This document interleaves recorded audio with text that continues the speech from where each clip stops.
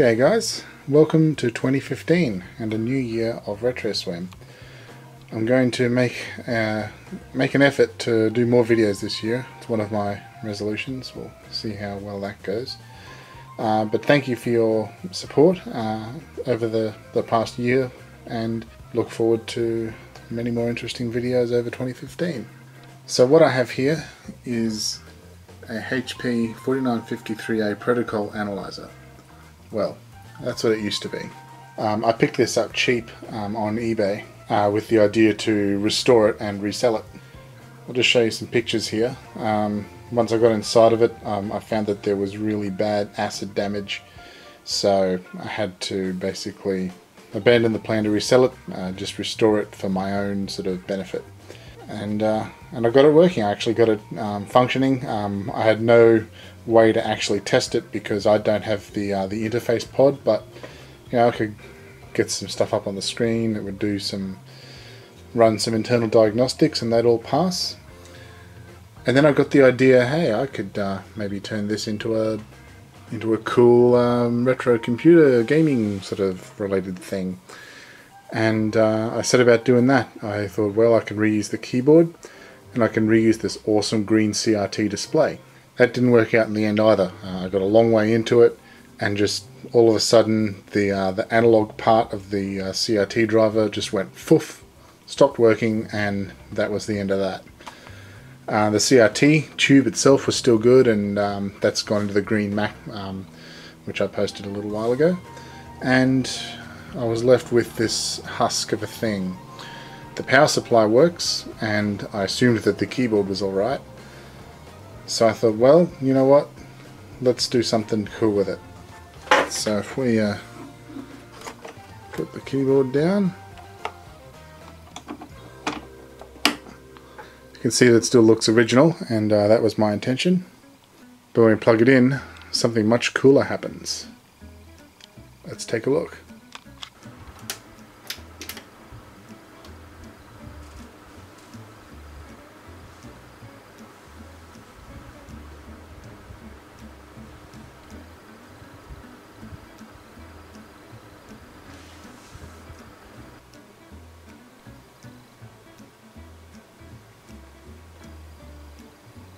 Ta-da! It's a little DOSBox / emulation machine type thing.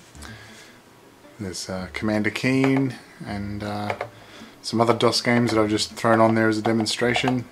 This is using the launch box front end, which is pretty neat.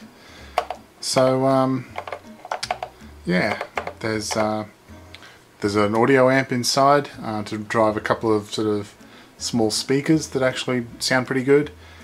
I've added some custom hardware, which I'll go into shortly. But otherwise, it lets you play DOS games using the built-in keyboard.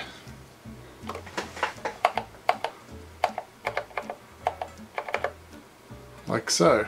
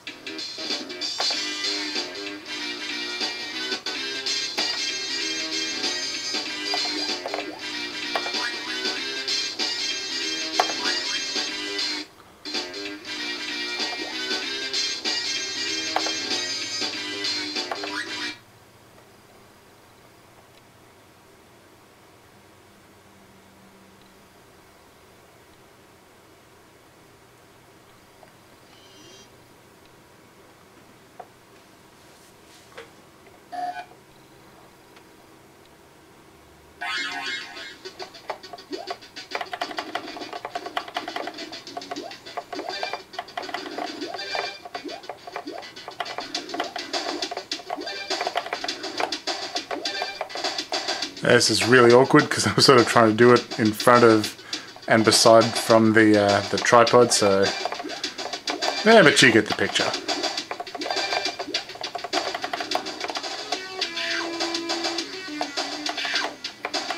Yeah. So anyway, that's my little creation in action. So let's have a look inside. And here it is without any clothes on. Just do a quick tour. Mounted along the back, there's a switch mode power supply, which is from the original HP system. It's about 150 watts or 200 watts, I think, just off the top of my head. So not huge, but plenty for this. On this side, I've replaced HP's bloody leaf blower fan with something a bit more quiet. And attached to the front of that is a 5 ohm 10 watt resistor to load down the 5 volt rail since we're not using it, and without that the power supply is fairly unstable.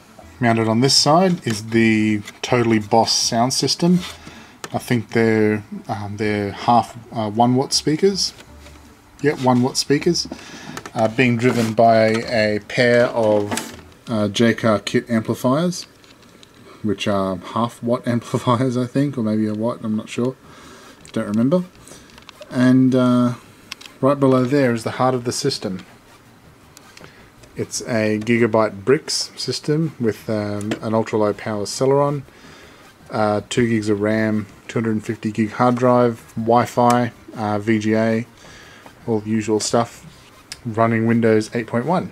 So not hugely beastie, but perfectly adequate for what this system is designed to do. That's hooked up to the this no-name Chinese LCD that's at the front. As you can see, there's a tuner on there. It's actually a little portable television, which I've repurposed. But it fits the bill just well. It powers up and switches to VGA automatically. For the keyboard, I took the controller PCB out of a cheap Logitech USB keyboard and completely hand-wired the matrix of this keyboard to suit the Logitech's controller. You can probably see maybe some of my wiring down in there. So it just appears to the system as a USB keyboard. You can see that it's plugged in there. I'd take it apart and show you, but I'm not real proud of the wiring in there. It's very spaghetti, but it does the trick. This button here controls the power to the gigabyte system. Usually just stays on. Finally, I realized that sometimes I would need to connect a mouse.